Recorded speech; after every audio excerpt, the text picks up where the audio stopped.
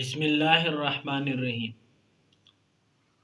آپ صلی اللہ علیہ وآلہ وسلم کے والد کا نکاح اور وفات۔ عبد المطلب نے حضرت عبداللہ کا نکاح بنی زہرہ میں، جو شرافت نسبی میں مشہور تھے، حضرت آمنہ بنت وہب بن عبد مناف سے کی۔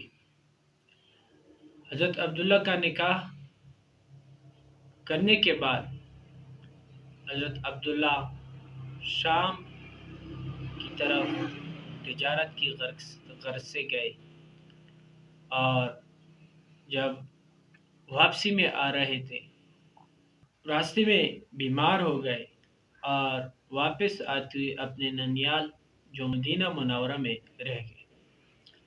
جب قافلہ مکہ پہنچا تو حضرت عبد المطلب نے حضرت عبداللہ کے بارے میں دریافت کیا اور پوچھا کہ عبداللہ کہاں ہے، تو قافلے والوں نے فرمایا کہ وہ تو راستے میں بیمار ہو گئے اور اپنے ننیال میں وہاں پر گئے ہیں۔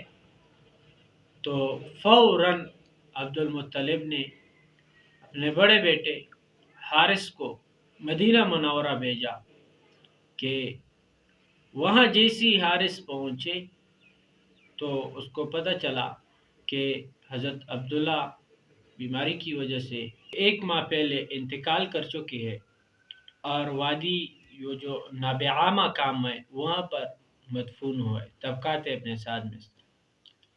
جناب رسول اللہ صلی اللہ علیہ وآلہ وسلم کے والد حضرت عبداللہ کا انتقال 18 سال کی عمر میں ہوئی، اور انتقال کے بعد اس نے چند بکریاں اور چند اونٹ اور ایک باندی جس کا نام برکہ ہے اور ایمن کے نام سے یاد کیا جاتا ہے، صرف وہ چھوڑی تھی۔